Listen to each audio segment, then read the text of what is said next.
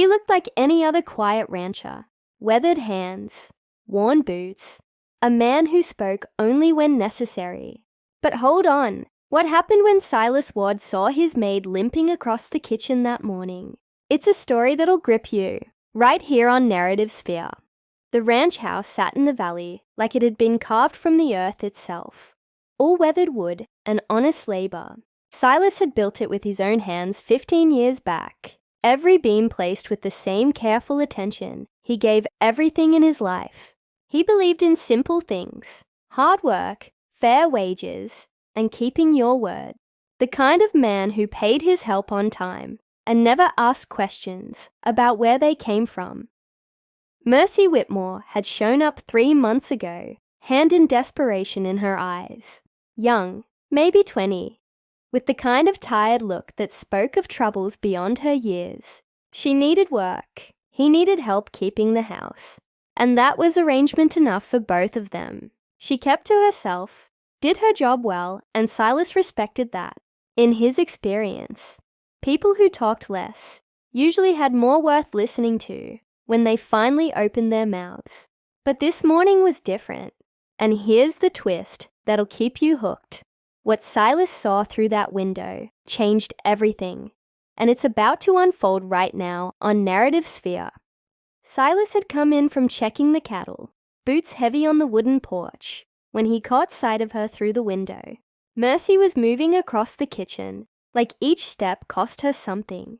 Her right leg dragged slightly, and every few seconds she'd pause, gripping the edge of the table or a chair back, her face tight with pain she was trying to hide.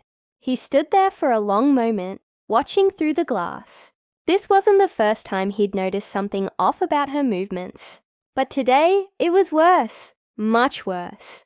The way she favored her left side, the careful way she lowered herself to pick up a dropped spoon.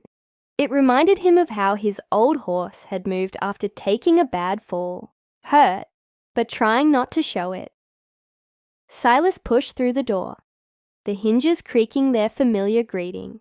Mercy straightened immediately, trying to compose herself, but he'd already seen enough. Her face went pale, and for just a second, he caught something in her eyes that made his chest tighten. Fear. Not of him, but fear all the same. She turned back to the stove, stirring a pot of coffee with movements that were too careful, too controlled. "Morning, Mr. Ward. Coffee's almost ready," she said, her voice carrying that same forced lightness he'd heard from injured animals. The sound of something trying to convince the world it was fine, when it clearly wasn't. Silas hung his hat on the peg by the door and studied her back, the way she held her shoulders, the slight tremor in her hand as she reached for the coffee cups. All of it told a story she wasn't ready to share. But Silas Ward had spent enough years reading signs, weather patterns, animal behavior, the subtle language of the land, to know when something was seriously wrong. And whatever was happening to Mercy Whitmore, it was getting worse. The question was she hurt from an accident, or was someone hurting her on purpose? And if it was the latter, Silas was going to have to decide what kind of man he really was. Silas accepted the coffee cup from Mercy's trembling hands, his fingers brushing hers for just a moment. Her skin was cold, despite the warmth of the kitchen, and he felt her flinch at the contact. Not the reaction of someone startled, but of someone expecting pain. He took a sip of the coffee, studying her over the rim of the cup. She kept her back to him, busying herself with unnecessary tasks at the counter, wiping down surfaces that were already clean, rearranging items that didn't need rearranging. The kind of frantic activity that came from wanting to disappear without actually leaving the room. "Mercy," he said quietly. She stiffened, her hands stilling on the cloth she'd been using to wipe the same spot on the counter for the 3rd time. "Yes, sir. You're hurt." It wasn't a question, and they both knew it. The silence that followed stretched between them like a held breath. Outside, a meadowlark called from somewhere in the distance, its song bright and careless in the morning air. Inside the kitchen, The only sound was the soft tick of the clock on the mantel and the whisper of Mercy's uneven breathing. When she finally turned to face him, Silas saw something that made his jaw tighten. Her lip was split on the left side, the cut fresh enough that it hadn't fully healed. A yellowing bruise spread across her cheekbone, mostly hidden by the way she kept her hair pulled forward. But it was her eyes that told him everything he needed to know. They held the dull resignation of someone who'd stopped believing that things could get better. "I fell," she said, the words coming out too quickly. "Clumsy of me. Tripped over my own feet coming down the stairs yesterday evening." Silas set down his coffee cup with deliberate care. He'd heard enough lies in his life to recognize the sound they made. This one fell flat in the air between them, as hollow as an empty grain silo. "Show me these stairs," he said. Mercy's face went white. "Sir, the stairs you fell down. I'd like to see them." She opened her mouth, then closed it again. They both knew there were no stairs in the small cabin where she stayed, just behind the main house. It was built on level ground with a single step up to the front door. Silas had built that cabin himself, same as everything else on his property. He knew every inch of it. The lie hung between them like smoke from a dying fire, bitter and obvious. Mercy's hands twisted in her apron, and for a moment, Silas thought she might tell him the truth. Instead, she straightened her shoulders and lifted her chin with a defiance that would have been admirable if it wasn't so heartbreaking. "I should get back to my work," she said. Silas watched her turn away again, noting how she moved with the careful, measured steps of someone who knew exactly how much movement would bring pain. Whatever had happened to her, it wasn't the first time. The way she held herself, the practiced way she hid her injuries. This was the behavior of someone who'd learned to survive by staying quiet and staying hidden. But as Mercy limped toward the pantry, Silas Ward made a decision that would change everything. He was going to find out who was hurting his employee. And when he did, that person was going to learn what happened when you crossed a man who'd spent his whole life believing that protecting what was his wasn't just a responsibility. It was a sacred duty. The only question now was whether the truth would be worse than he was prepared to handle. That afternoon, Silas found himself doing something he'd never done before. Watching his own property like a stranger might be lurking in the shadows.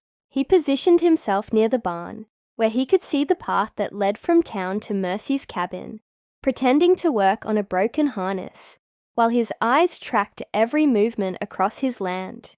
The sun was beginning its descent toward the horizon when he saw the rider approaching. Even from a distance, Silas recognized the slouched posture and swaggering gait of Deputy Vernon Briggs. The man rode like he owned every piece of ground his horse's hooves touched, his badge catching the late afternoon light with each bounce in the saddle. Silas had never cared much for Briggs. The deputy had a mean streak that ran deep as a dry well, and a way of looking at people like they owed him something just for existing. He was the kind of lawman who enjoyed the power more than the justice, and everyone in town knew it. But knowing it and doing something about it were two very different things. Briggs dismounted near Mercy's cabin and tied his horse to the post Silas had installed for visitors. But this didn't look like any kind of official visit. The deputy glanced around nervously, checking to make sure he wasn't being watched, before knocking on Mercy's door with the back of his hand. Hard enough that Silas could hear the sound from 50 yards away. The door opened almost immediately, as if Mercy had been waiting. From his position by the ban, Silas couldn't make out words, but he could read body language clear as print. Briggs pushed his way inside without being invited, and Mercy stepped back, her posture submissive and afraid.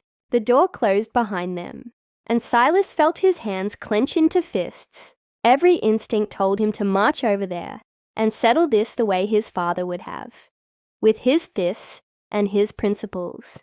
But something held him back. Maybe it was the knowledge that a confrontation with a deputy might make things worse for Mercy. Or maybe It was the realization that he needed to understand exactly what he was dealing with before he acted. 20 minutes passed, 20 long minutes, during which Silas wore a groove in the dirt with his pacing. His jaw clenched so tight it ached. When the cabin door finally opened again, Briggs emerged first, adjusting his gun belt with the satisfied air of a man who'd gotten what he came for. Mercy appeared in the doorway behind him, and even from a distance, Silas could see that she was holding herself differently, more carefully, more pain. Briggs mounted his horse and rode off toward town without looking back, whistling a tune that carried on the evening air like an insult. Mercy stood in her doorway for a long moment, one hand pressed against the frame as if she needed it to stay upright. Then she stepped back inside and closed the door.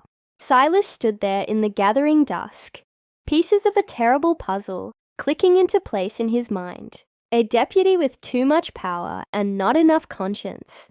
A young woman with nowhere to go and no one to protect her. And now he knew why Mercy had been limping. The question was, what was he going to do about it? The next morning came grey and heavy, with clouds hanging low over the valley like a wool blanket. Silas had spent the night staring at the ceiling of his bedroom, his mind churning through possibilities and plans. By the time dawn broke, he'd made his decision. He found Mercy in the kitchen again, moving even more carefully than the day before. She didn't meet his eyes when she served his breakfast, and he noticed she'd pulled her hair forward to cover fresh bruises on her neck. The sight of them made something cold and hard settle in his chest. "Mercy," he said, his voice gentle but firm. "I need to ask you something, and I need you to tell me the truth." She froze, the coffee pot halfway to his cup. "Sir, Deputy Briggs, he's been coming around here, hasn't he?" The coffee pot trembled in her hands. For a moment, Silas thought she might drop it entirely.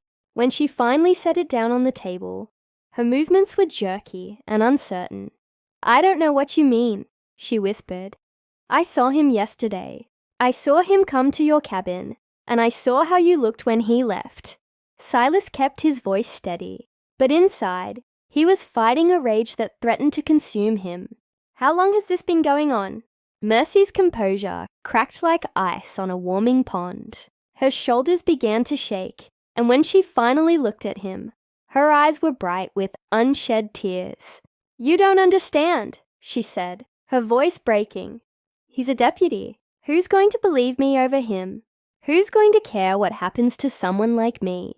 The words came out in a rush then, like water through a broken dam. She told him about coming to town 3 months ago, running from troubles back east, about how Briggs had noticed her that first day, cornering her behind the general store, with promises that turned into threats, about how he'd made it clear that she belonged to him now, whether she liked it or not. He said if I told anyone, he'd make sure I disappeared. Said there were mines in these mountains where nobody would ever find me. Her voice dropped to a whisper. He said he'd done it before. Silas felt something inside him go very still and very cold. He'd known Vernon Briggs was a bully and a coward, but this was something else entirely. This was evil, plain and simple. "Why didn't you leave town?" he asked. Mercy laughed, but there was no humor in it. "With what money? Where would I go?" He made sure everyone knew I was under his protection. "Nobody would hire me. Nobody would help me. You were the only one who'd even give me work." Silas stood up slowly, his hands flat on the table. When he spoke, his voice carried a weight that seemed to fill the entire kitchen. "He's not going to hurt you anymore. Mr. Ward, you can't. He'll kill you or he'll get the sheriff to arrest you for something you didn't do. These men, they protect each other." But Silas was already moving toward the door, his mind clear for the first time since this whole mess started. He paused with his hand on the door frame and looked back at her. "There's something you should know about me. Mercy.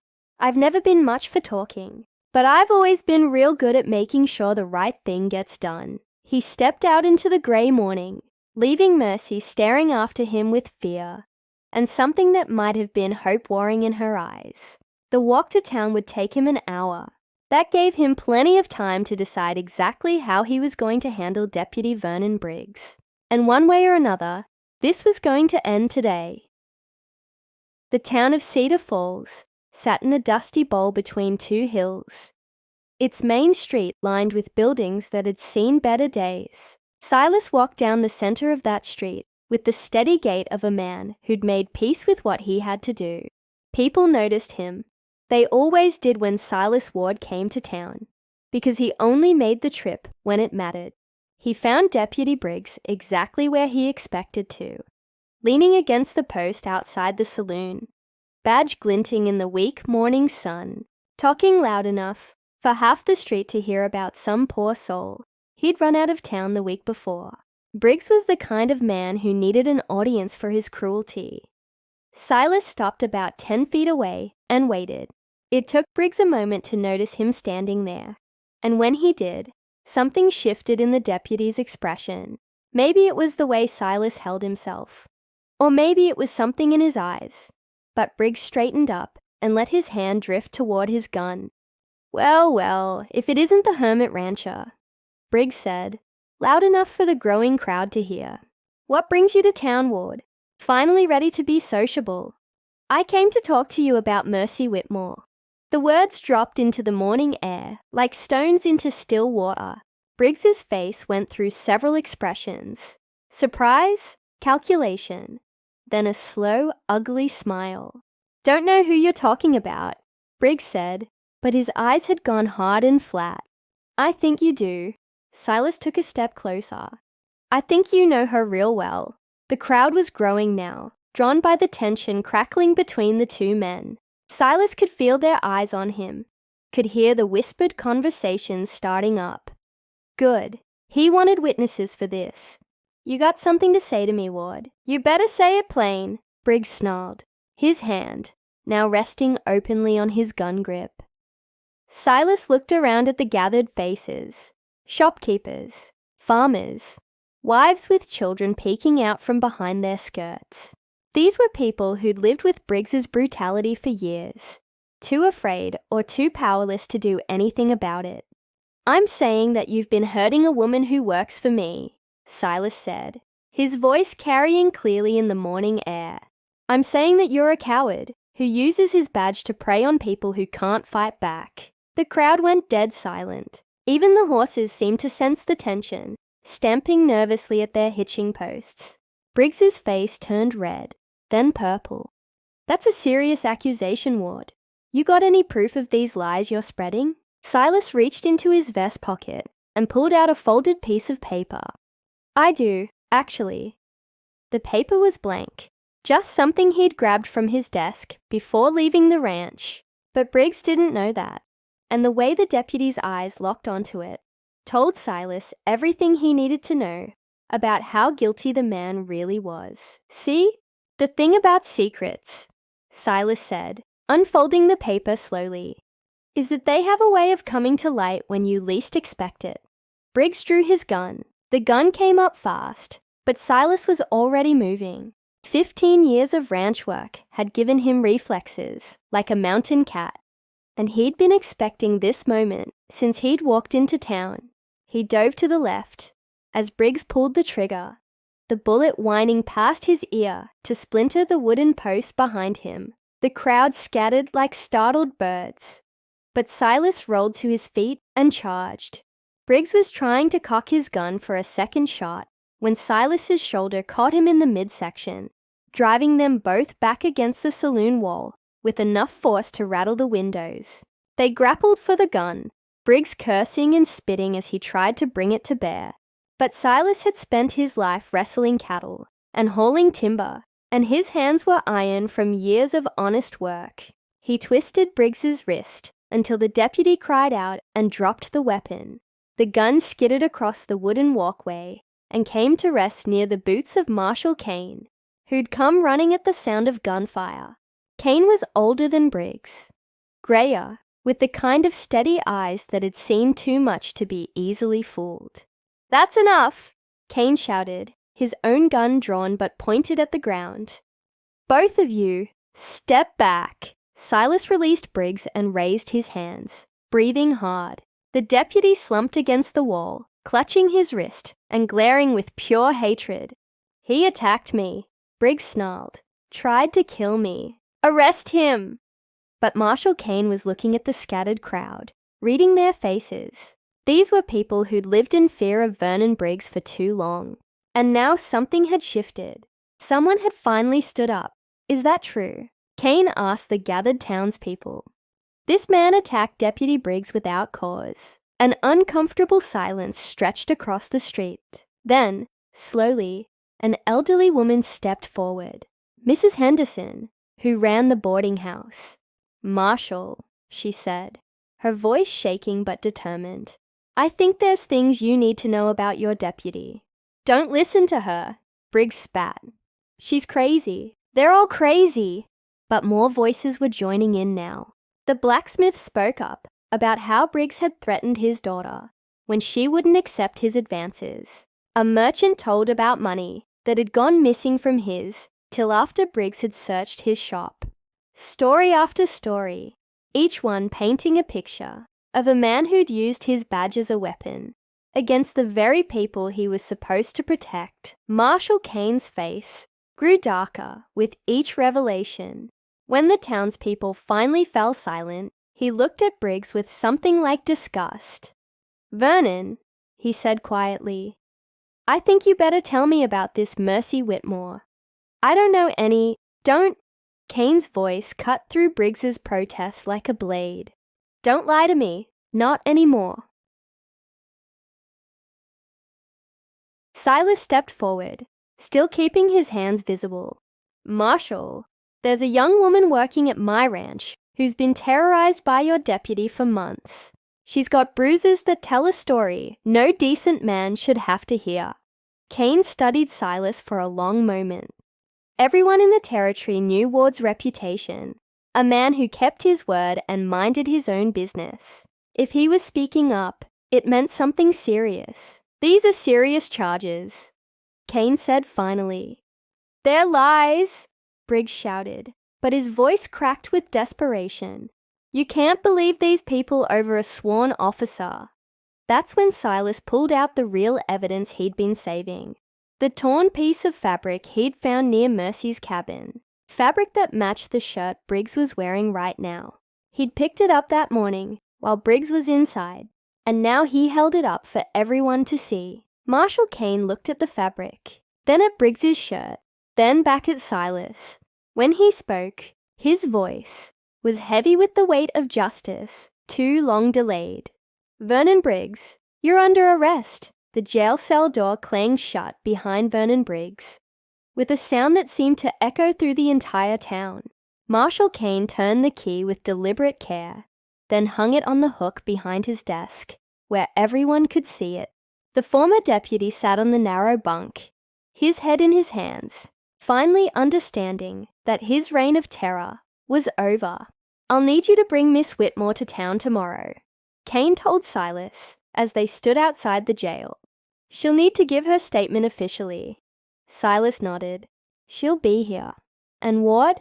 Kane's weathered face was serious. "Thank you. I should have seen what was happening. Should have stopped it sooner." "We all should have," Silas replied. "But it's stopped now." The ride back to the ranch gave Silas time to think about what came next. Mercy would need time to heal, time to trust that she was truly safe. But for the first time in months, she'd be able to sleep without fear. He found her sitting on the porch of her cabin, staring out at the mountains as if she was seeing them for the first time. When she heard his horse approaching, she stood up slowly, her face filled with questions she was afraid to ask. "It's done," Silas said simply as he dismounted. "Briggs is in jail. He won't be bothering you or anyone else anymore." Mercy's knees gave out, and she sat down hard on the porch steps. For a moment, Silas thought she might faint. Then the tears came. Not the silent, desperate crying he'd seen before, but the kind of tears that wash away months of accumulated pain and fear. "I can't believe it," she whispered. I thought he'd always—" "You thought wrong," Silas said gently. Sometimes it just takes one person willing to stand up and say enough. They sat in comfortable silence as the sun began to set behind the mountains, painting the sky in shades of gold and crimson. The ranch felt different now, peaceful in a way it hadn't been since Mercy had arrived. The shadow that had hung over them was finally gone. "What happens now?" Mercy asked. Silas considered the question. "Now you heal. Now you remember what it feels like to be safe. And if you want to stay on here, there's always work for someone willing to do it honestly. And if people ask what happened, let them ask," Silas said. "Truth has a way of spreading faster than lies once it gets started." As the stars began to appear in the darkening sky, Mercy Whitmore smiled for the first time in months. It was a small smile, tentative and fragile, but it was real. And for Silas Ward, who had never been much for grand gestures or flowery words, that smile was worth every risk he'd taken. Sometimes the most important battles were fought not with guns or armies, but with the simple courage to stand up when standing up mattered most. And sometimes, when a quiet rancher finally decided to speak, his voice could shake the very foundations of justice itself. The truth had set them both free. If you enjoyed this gripping tale, click the video on your screen now to dive into another unforgettable story where honor and courage collide in ways you never expected, right here on Narrative Sphere. Don't forget to subscribe to Narrative Sphere and consider a super chat to help us keep bringing you more stories like these. Your support means everything to Narrative Sphere.